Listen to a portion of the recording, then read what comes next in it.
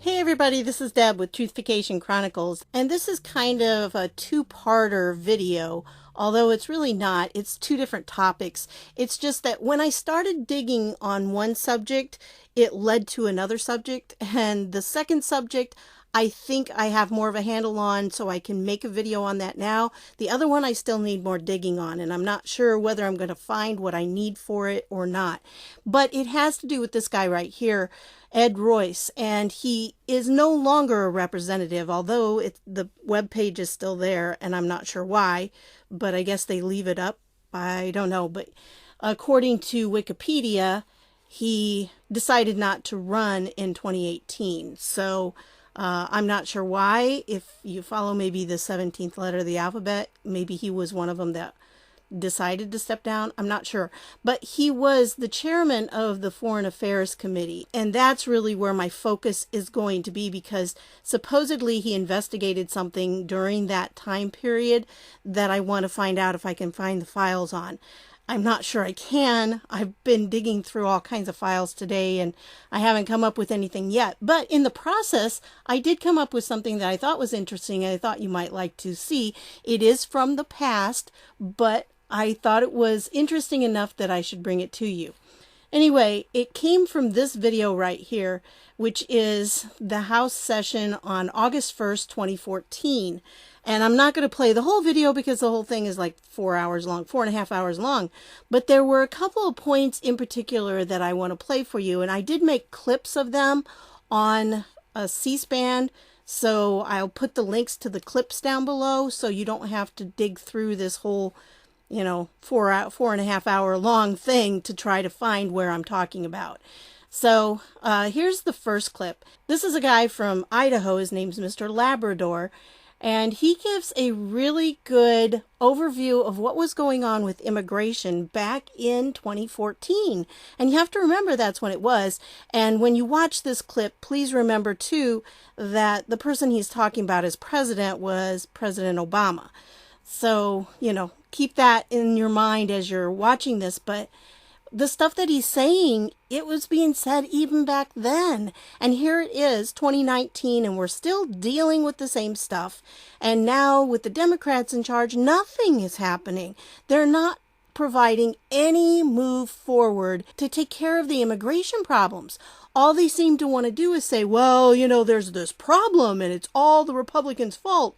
Well, okay, you have the ability through your legislation to be able to present bills that you think will solve those problems. So let's see your legislation. That's how it's supposed to work. Well, anyway, I wanted to play this for you because I think he does a really great job. And at the end, the Republicans applaud him, and I wanted to applaud too. So here you go.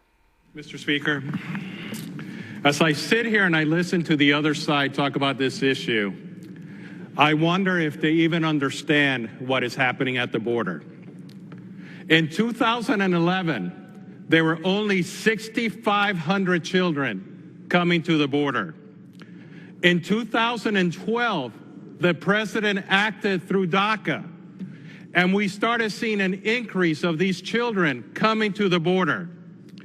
Today, in 2014, we will have 90,000 children rushing to the border. And next year, it is estimated that we will have 142,000 children coming to the border. Almost 2 months ago, Gilberto Ramos, a 15-year-old boy from Guatemala, was found lying in brush, dead from the heat. Many of these children that are coming to the border don't make it across the river. There are reports of discoveries of small, lifeless bodies washed up along the riverbanks. Many of these children are abused, they're victimized, and they're raped. We must understand that the president is responsible because of his failure to fully comply with the law. We have heard a lot from the other side that the president acted because we did not act. Well, that is not true. The reality is that the president and his party had majorities in both houses of Congress for 2 years, and you failed to act. So don't point your finger at us. In November of 2012, we passed in this House a STEM Jobs Act, which was the beginning of a step-by-step approach to actually deal with the immigration process. And what did you do? You didn't vote for it, and the Senate refused to take it up. In September of 2011, we passed here in the House the Fairness for High-Skilled Immigrants Act. And the Senate again refused to act, which would have been the beginning of a step-by-step approach for us to deal with the immigration process. You have refused to do small things. Gentleman will suspend. Gentleman is reminded to direct his comments to the chair. Gentleman, thank you, Mr. Speaker. Stop the hypocrisy. If you truly care about these kids, stop encouraging them to come to the United States illegally. They are crossing the border. Most of them are being harmed. Many of them are being abused, and a few of them are dying. It is time for us to stop this nonsense and to have the President of the United States actually follow the law and work with the Congress so we can actually do immigration reform.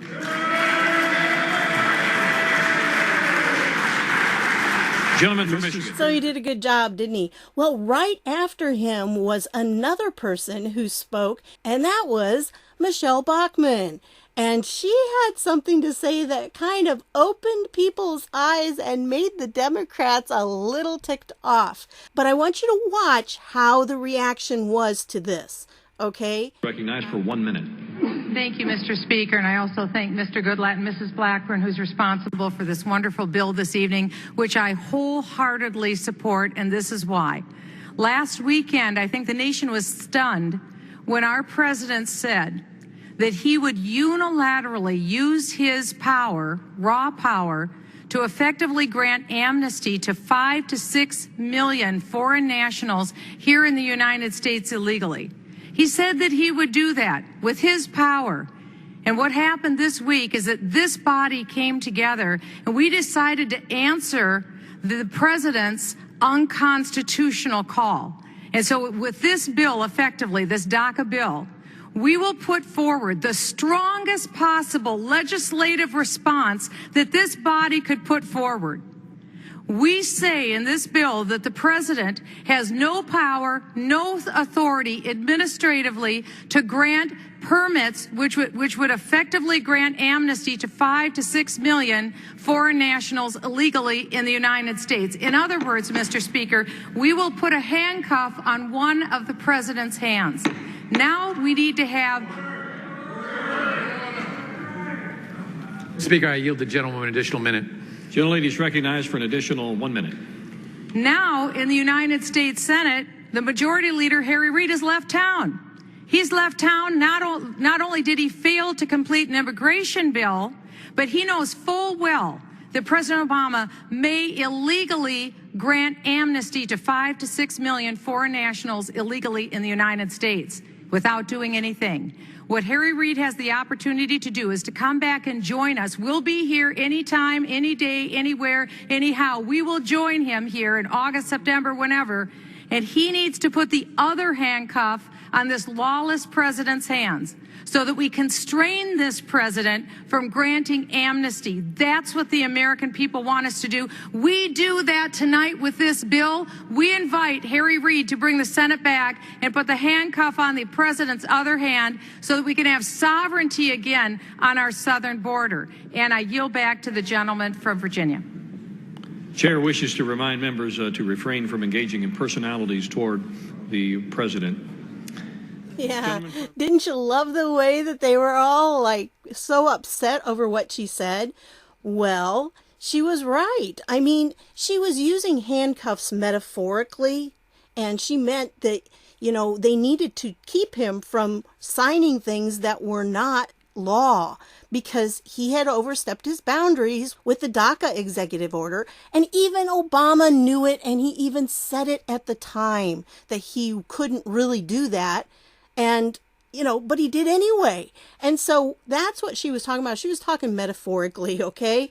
But I think there's a possibility that it may not be metaphorical in the near future. Things are coming down to that. But anyway, so I wanted to point that one out to you because I want to show you how that comment then was handled by the Democrats when it was a Democrat president that things like that were being said about. And again, she was speaking metaphorically, and it's pretty obvious from what she said that was a metaphor to needing to bridle what he was doing and to remind him that he can't usurp Congress's ability to make laws. The president is not the legislative branch. He cannot make laws. And that's what she was referring to if you listen to the whole clip, obviously. And that happened about, I think it was 3.5 hours in. And then about an hour later, we get this. Who seeks recognition at this time? Mr. Speaker. For what purpose does the gentleman from California seek recognition?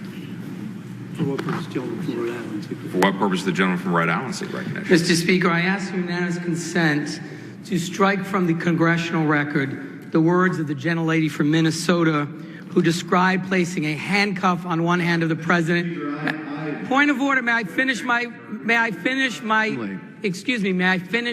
unanimous consent request? Thank you. Who in one moment described putting one handcuff on one hand of the president, a second handcuff on the second hand of the president, and handcuffing the lawless president of the United States. Those are words which are not appropriate in the congressional record. I ask unanimous consent that they be stricken. Impugning the character and integrity of the President of the United States is a clear violation of the rules of this House. Is there objection? I do object as the Gentleman request, from California. Mr. Speaker, I object the request is not timely. Objection is heard. Point of parliamentary inquiry, Mr. Speaker. Just so, if Mr. Chairman, if you'll yield for a moment, there is no requirement that a unanimous consent request be timely. The House can consent unanimously to any course of action. I'm asking the House to consent unanimously. Just striking these particular words from the congressional record, there is no requirement under the House rules that it be done contemporaneous. That is taking down the words, which is a different The gentleman request. has stated his unanimous consent request, and I've heard the no request objection. was objected to. There is an objection. And there is Mr. Speaker, objection. there is an objection. Pursuant to Section.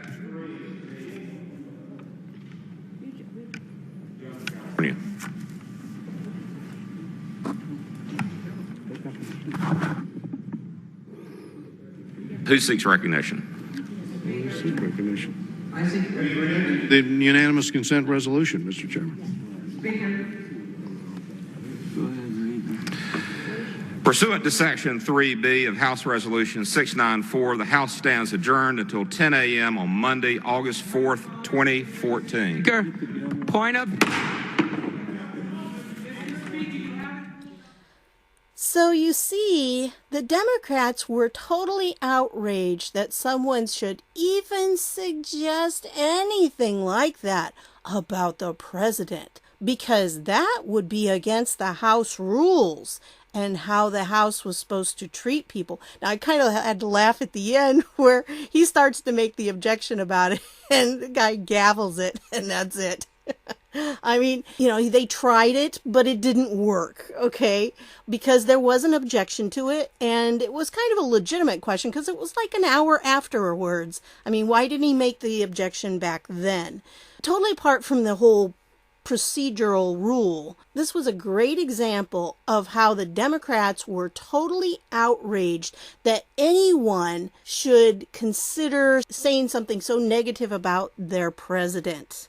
Because according to them at the time, again, it was against their rules. But now it seems to be all fine and dandy for them to call President Trump every name in the book. I mean, they said some pretty nasty stuff about him. But, they don't seem to be following all those rules that they claimed were rules back when Obama was president. So anyway, that's what I wanted to show you because I just saw such a hypocrisy there. But then, hey, what's new with the Democrats, right? It just illustrates how they have just gone so far away from what they should be doing and how they should be behaving when they're in the House. It doesn't matter whether you like the president or not. You really should not be disparaging him while you are in Congress. I mean, when you're on the floor, when you are working in your committees and things, that's not something that you should be focusing on. I mean, I'm not against people saying things, but when you are a member of Congress, there has to be some respect for the office, even if you don't respect the person holding the office. And that's what we should see as American citizens, because these people are representing us and they represent people from both sides. And so it really is not something they should be participating in when they're working, you know. And if they want to talk about him on their own time or whatever outside of the business of Congress, that's different.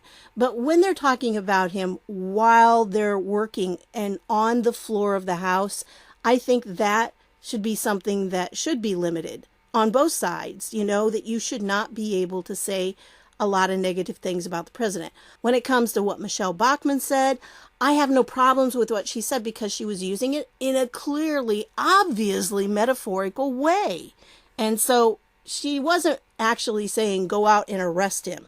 But yet some of the Democrats have actually said that in hearings, you know, that Trump needs to be arrested, that Trump needs to be criminally liable for things. I mean, that should not be done. And so I wanted to give this to you and let you see it and, you know, pass on the information. I just thought it was really good about the immigration stuff because that was important. And then I agree that Michele Bachmann used a little harsh word, but I think she needed to point that out, that he had to be reined in a little bit. I'm sure if she would have said they need to bridle his pen, then probably they would have gotten upset because she called him a horse or something. You know, it wouldn't have mattered what she would have said. She was under fire the entire time. But that's what I've got for you on this one. And I also want to remind you that I am working on getting more t-shirts up. So there's going to be more for you to choose from. So yes, guys, I am working on them. It's just the darker shirts take a different way of doing things. And so it's a little more complex. And I'm working on it, okay? I have limited software. And so that kind of dictates how I can do things and what I can do right now. And like I said, the lighter shirts are a little easier to work with. So I've been doing those, but I've got some more ideas. I've got a whole list of them. And so I'm going to be putting some more out as time goes on. So keep checking back with my store. And the link is down below in the description, as are the links to all of these things. So check them out, see what you think. I want to thank you for stopping by, and I'll see y'all later.